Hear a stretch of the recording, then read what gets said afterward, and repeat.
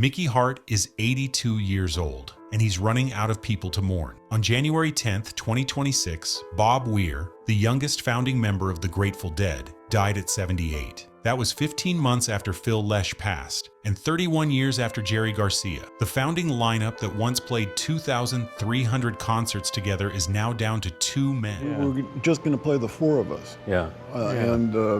And now there's only 3 of us. Right now. Mickey Hart and Bill Kreutzmann. That's it. 2 drummers on opposite sides of the Pacific. One in Sonoma County, California, the other on Kauai, Hawaii, carrying 60 years of secrets between them. But here's what makes this different from every tribute video you've seen. Bob Weir was a legend. His life and music touched millions upon millions of people. In the weeks after Weir's death, Mickey Hart started talking. Not the usual rock star grief. He wrote a tribute essay for Rolling Stone on February 17th. He delivered a eulogy in front of 25,000 people. And the stories he told weren't safe. They were specific. Dates, moments, confessions. I was hoping that we could play with him again one more time. Yeah. So that was my sadness on that one. Things he'd kept to himself for decades. Why now? Maybe because when you're 82 and almost everyone who shared the stage with you is gone, there's nothing left to protect, only things left to say. You know, there's something that hits differently when you watch someone outlive their entire world. My grandfather used to say, the hardest part of getting old isn't the body breaking down, it's attending funerals of people who were supposed to be at yours. Mickey Hart has buried Pigpen, Jerry, Phil, and now Bob. At some point, grief stops being an event. It becomes the background noise of your life. To understand what Mickey Hart has been hiding, you have to go back to 1969, and you have to meet his father. Lenny Hart was a champion rudimental drummer, won the World Senior Solo title at the 1939 New York World's Fair. He was also the man who abandoned Mickey's mother when Mickey was still in diapers. Gone. And my dad left when I was a little guy, about 1.5 years old, and he left. One thing he left was his pad and a pair of drumsticks.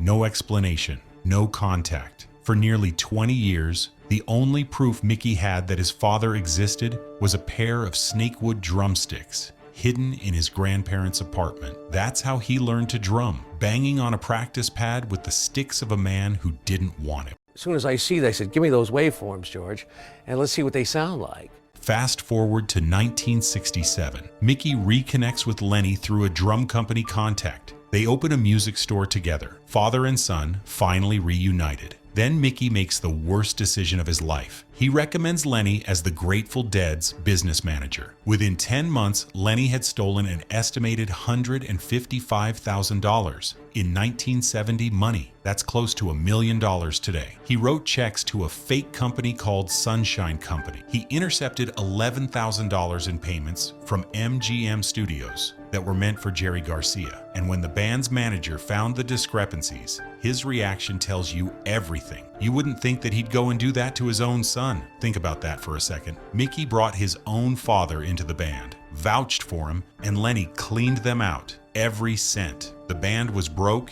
and in debt. And Mickey, he didn't just lose money. He lost the one thing you can never get back in a group like that, my trust. We weren't business people, we were music people. Yeah. And so the business didn't really go well. March 1970, Lenny disappears with the money. A private detective tracks him to San Diego where, and you cannot make this up, he's found baptizing people under the name Reverend Lenny B. Hart. He gets arrested, pleads no contest, gets 6 months in jail. The band never recovers a significant portion of the stolen money, and Mickey falls apart. Bill Kreutzmann wrote about it in his memoir, Deal. He said Mickey turned to heroin and other dark drugs, that he couldn't play at the level he was capable of, that it became impossible for the 2 drummers to work together. Mickey's last show was February 19, 1971. He walked away from the Grateful Dead and retreated to his ranch outside Novato. Didn't play another Dead concert for over 3.5 years. The guilt was crushing, not because he stole anything, he didn't, but because he brought the man who did. In a band that operated like a family, Mickey had introduced the thief, and that shame ate him alive. Here's what most people don't realize about the Grateful Dead. This wasn't a corporation. These guys lived together, played together, shared everything. When Lenny stole that money, he didn't rob a business. He robbed a family, and the son who brought him through the door had to sit with that every single day. What we leave behind is really important because, that we care about music and we want music to go on forever. 3 years, alone on a ranch, playing drums for nobody. The band wrote a song about it. He's gone. The lyric goes, "Rat in a drain ditch, caught on a limb." That line was about Lenny Hart, and the phrase, "steal your face right off your head" from the same sessions, that became the Dead's skull and lightning bolt logo, the most iconic symbol in rock history, born from a father stealing from his own son.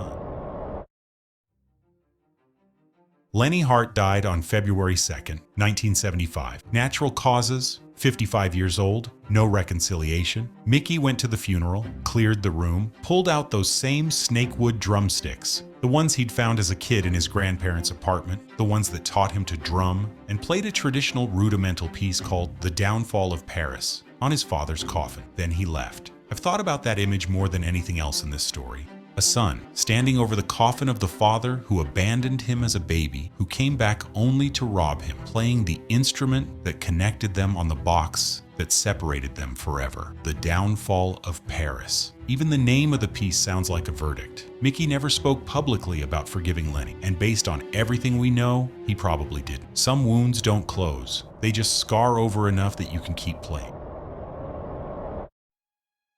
January 17th, 2026, San Francisco Civic Center Plaza. 25,000 people gathered for Bob Weir's memorial, officially called The Homecoming. John Mayer played, Joan Baez sang, Nancy Pelosi spoke, but it was Mickey Hart who broke the room. He called Bob "my first friend in the Grateful Dead." He told the story of sleeping in a closet under the stairs at the band's house on Belvedere Street, how Bob found him the next morning, foot sticking out from under the door, and said, "Welcome to the Grateful Dead." Then Mickey went somewhere nobody expected. He talked about Stage-Fright. He said both Bob Weir and Jerry Garcia, two of the most famous live performers in rock history, suffered from genuine stage fright early in their careers. They'd huddle backstage together before shows, playing quietly, trying to calm each other down. Nobody knew. He talked about writing Playing in the Band together, how Mickey built this unusual rhythm in 10 beats, and Bob just understood it instantly. He described late-night rehearsals where the two of them would stay after everyone else left, playing for hours. That's the part that stays with me, not the big concert memories or the famous songs. Two guys staying after rehearsal, playing in an empty room, no audience, no recording, just the music and each other. That's what 60 years of friendship actually looks like. And then Mickey ended with something that felt less like a eulogy and more like a promise. He said, "Bob liked to talk about where the music would be in 300 years. The songs of our lives are yours now, and it's up to all of us to keep the refrain building." Then he led 25,000 people in rhythmic clap. But the hidden story of Mickey Hart isn't just about loss. It's about what he built when nobody was paying attention. In the early 1990s, Mickey's grandmother was deep into Alzheimer's. She hadn't spoken in months, didn't recognize anyone. One day, Mickey sat beside her bed and started drumming, softly, just a simple rhythm, and she said his name. That moment sent him down a path nobody saw coming. He partnered with Dr. Adam Gazzaley at UC San Francisco to study how rhythm affects the brain. He wore EEG caps during live performances, translating his own brainwaves into music and visuals in real time. His Planet Drum album, recorded with percussionists from India, Nigeria, Brazil, and Puerto Rico, won the very first Grammy ever given for Best World Music. It sat at #1 on Billboard's World Music chart for 26 weeks. He wrote a book called Drumming at the Edge of Magic. He served on the Library of Congress Preservation Board. He recorded endangered musical traditions for the Smithsonian. The man most people know only as one of the Grateful Dead's drummers has 25 solo albums and 2 Grammys. You know what strikes me most?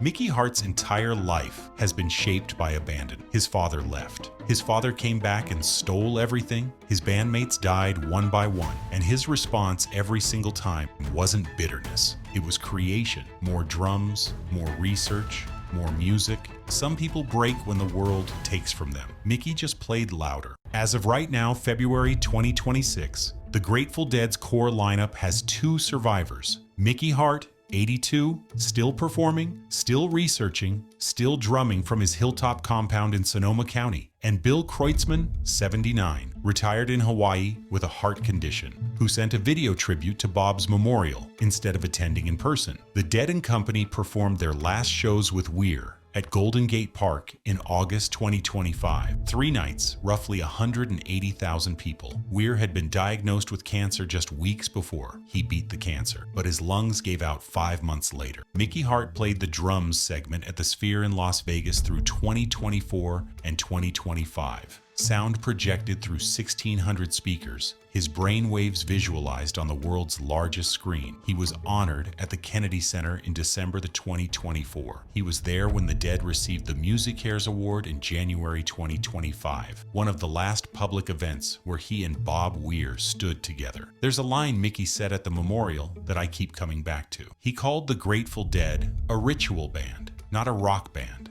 not a jam band, a ritual band. The Grateful Dead was a ritual band. And maybe that's the most honest description anyone's ever given. Rituals don't end when the priest dies. They get passed down. The songs keep going. The rhythms keep going. The community keeps going. Mickey Hart knows this better than anyone alive. He's been drumming since he was 10 years old with his absent father's sticks. He'll probably be drumming when they put him in the ground. And somewhere, in whatever comes after, Jerry and Bob and Phil will hear it. If you grew up with this music, if these songs meant something to you, consider subscribing, because this story has more chapters, and we're going to tell every